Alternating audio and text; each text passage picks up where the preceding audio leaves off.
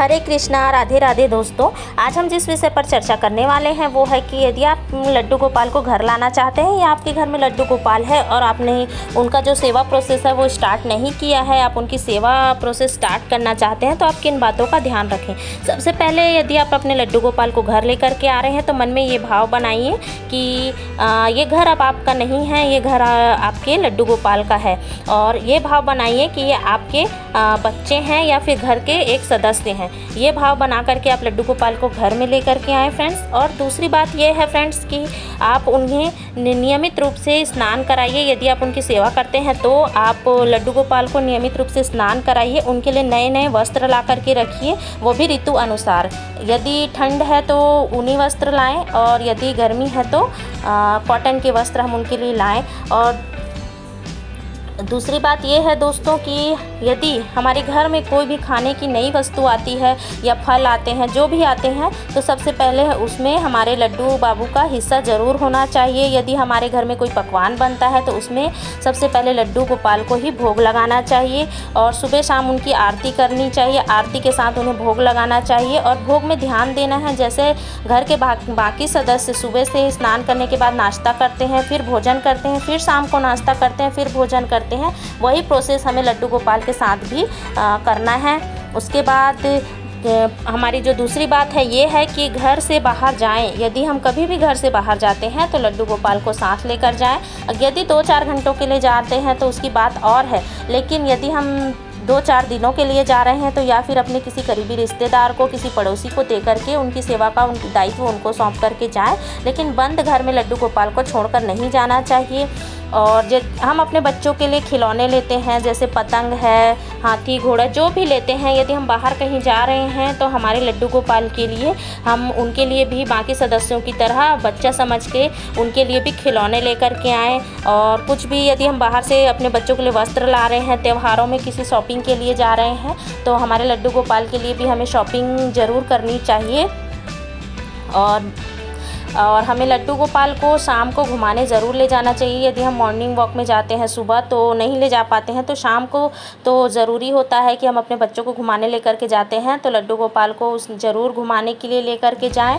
और सबसे लास्ट बात ये है दोस्तों कि यदि आप लड्डू गोपाल को अपने बच्चा मान के भाव से उनकी अच्छे से पूजा कर रहे हैं तो उनके जो वस्त्र होते हैं उनका भी अच्छे से ध्यान रखें।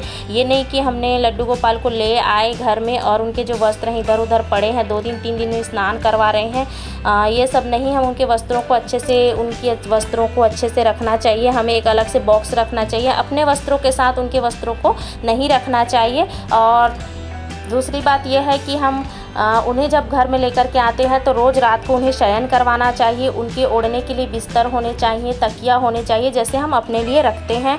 और जो भी कुछ हम खाते हैं, जैसे बिना लहसुन प्याज का यदि हम कुछ खाते हैं तो उन्हें ज़रूर भोग लगाएं दोस्तों। दोपहर में जैसे हम थोड़ा सा आराम करते हैं तो उन्हें भी आराम करवाएं दोस्तों। और मार्केट में बहुत ही अभी नई चीज़ें अवेलेबल हो रही हैं लड्डू गोपाल के लिए, जैसे उनके श्रृंगार की सामग्री है और खिलौने हैं, झूला है। तो हम यदि बाल रूप में लड्डू गोपाल को लाए हैं अपने घर में तो उनके लिए एक झूला ज़रूर रखें। उनके भोग के जो बर्तन होते हैं वो अलग रखें दोस्तों। उनके नहाने का जो बर्तन है उसे अलग रखना चाहिए। ये नहीं कि हम उसी में खा रहे हैं, उसी में उनको नहला रहे हैं। और उनका जो टब वगैरह आता है आजकल मार्केट में बहुत अवेलेबल है, वो ले सकते हैं आप।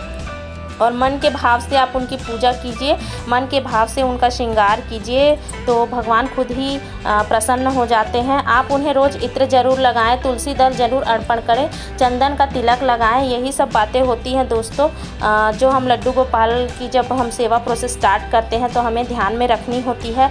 और मौसम के अनुसार गर्म पानी, ठंडे पानी, ऐसे हमें स्नान करवाना है। आप उन्हें ठंडा जल दे सकते हैं, शीतल जल दे सकते हैं, मटके वाला जल दे सकते हैं।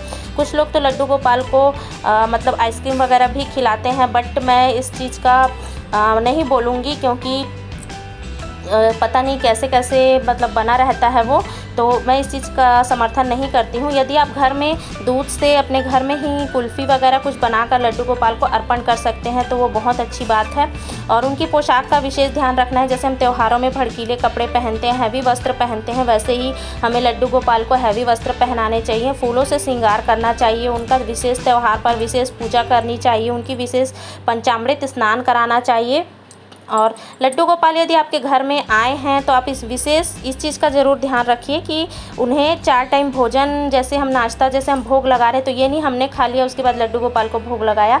तो पहले आप उन्हें भोग लगाइए, उसके बाद इस चीज़ का ध्यान रखना है हमको कि उसके बाद हम उस चीज़ का भोग को ग्रहण करेंगे। और लड्डू गोपाल को के जो स्नान कराते हैं उस पानी का कई बार सवाल उठता है कि उस पानी का हम क्या करें, तो उस पानी को हमें तुलसी माता में डाल देना चाहिए। और किसी प्रकार के केमिकल का यदि आप यूज़ नहीं कर रहे हैं लड्डू गोपाल के स्नान में, तो आप उसे तुलसी माता को अर्पण कर सकते हैं। या फिर कई बार होता है कि कई लोग केमिकल का यूज़ कर देते हैं, शैम्पू वगैरह से नहलाते हैं, तो उसे आप गमले में डाल सकते हैं। तो मिलते हैं अगले वीडियो में। राधे राधे।